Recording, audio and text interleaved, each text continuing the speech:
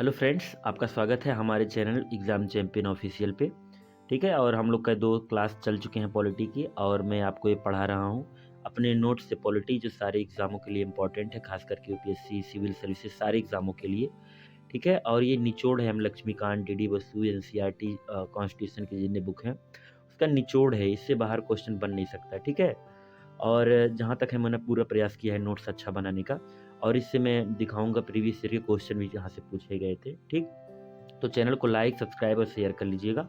चलिए स्टार्ट करते हैं। यहाँ से बात करते हैं अनुच्छेद फर्स्ट का। तो इसमें बात किया गया है India that is Bharat shall be union of state, यानी राज्य अपने जो है राज्य अपने आप को संघ से अलग नहीं कर सकता। ठीक है? दूसरे में बात करते हैं अनुच्छेद में, संसद के पास शक्ति है कि वह नए राज्यों का प्रवेश एवं उनकी स्थापना कर सकता है। जो राज्य नहीं है उनका गठन कर सकता है। ठीक है?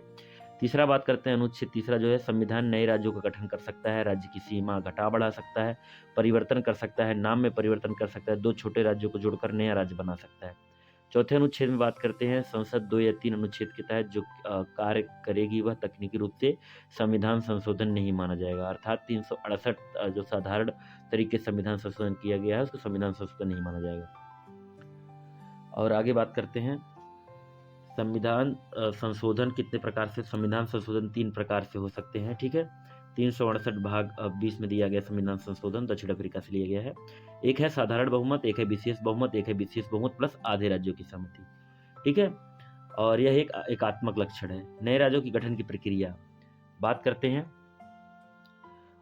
इसमें नए राज्यों की गठन की प्रक्रिया, प्रस्ताव राष्ट्रपति की पूर्व स्वीकृति लेनी पड़ती है और संसद में प्रस्ताव आता है। ठीक है, भारतीय संविधान द्वारा नए राज्यों की गठन की शक्ति संसद को दी गई है। यह भारतीय संविधान का एकात्मक लक्षण है। नए राज्यों के लिए सर्वप्रथम संसद में प्रस्ताव लाया जाता है। इस प्रस्ताव को राष्ट्रपति के पूर्व सहमति के बाद लाया जाता है।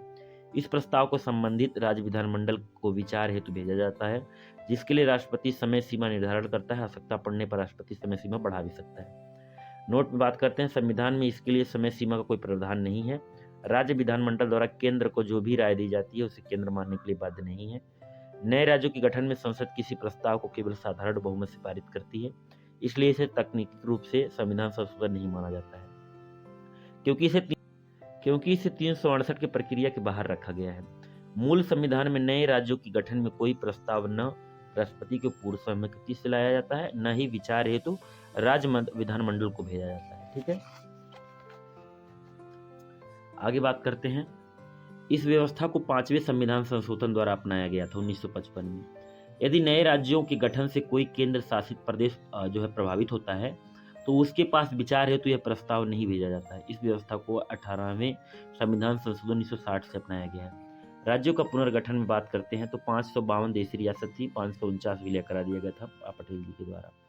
भारत प्लस राज्य यानी प्रिंसली स्टेट अलग अलग थे। ठीक है, 3 रियासत नहीं मिल रही थी। हैदराबाद ऑपरेशन पोलो से इसे भारत में मिलाया गया 1949 में। जूनागढ़ जनमत संग्रह से इसे भारत में मिलाया गया। जम्मू कश्मीर यानी पाकिस्तान ने आक्रमण जब किया तो राजा हरि सिंह ने हस्ताक्षर कर दिया, भारत में मिल गए। ठीक है, आगे बात करते हैं भाषाई प्रांतीय आयोग। इसका जो स्थापना हुआ था 1948 में, अध्यक्षता एस के धर थे। धर आयोग इसे कहा जाता है। रिपोर्ट जो है दिसंबर 1948 में दिया था, जो है प्रशासनिक सुधार के आधार पर।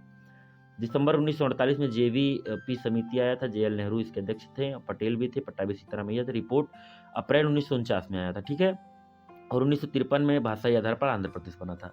राज्य पुनर्गठन आयोग, फजल आयोग इसे भी कहा जाता है, 1953 में। इसमें 3 लोग थे। ठीक है, पडिक्कर, कुंजरू, फजल। और यही क्वेश्चन सेम देख सकते हैं आप, यूपी पीसीएस 2025 में पूछा गया था कि निम्नलिखित में फजल आयोग के अध्यक्ष थे। तो देख लीजिए, इसमें केटी शाह, पडिक्कर, सीतारामैया, कुंजरू इसमें पूछा गया था। तो आप याद रख सकते हैं, पडिक्कर, कुंजरू, फजल, पडिक्कर, कुंजरू, फजल। ठीक है, यही क्वेश्चन सीधे सीधे यहाँ से पूछा गया था।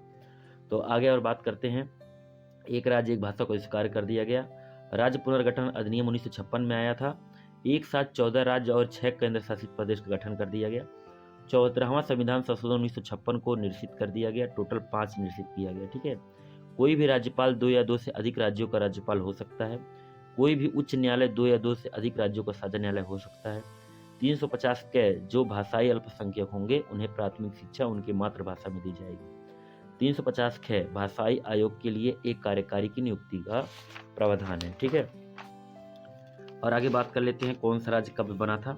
ठीक है, गुजरात 1960 में बना था, नागालैंड 1963 में, हरियाणा 1966 में, हिमाचल प्रदेश 1971 में, त्रिपुरा, मणिपुर, मेघालय 1972 में, सिक्किम 1975 में, अरुणाचल प्रदेश 1987 में, गोवा, मिजोरम 1987 में, छत्तीसगढ़ 1 जनवरी 2000 को, उत्तराखंड 9 नवंबर 2000 को, झारखंड 15 नवंबर 2000 को, तेलंगाना 2 जून 2014 को, उसके बाद 31 अक्टूबर 2019 को अनुच्छेद 370 को समाप्त कर दिया गया।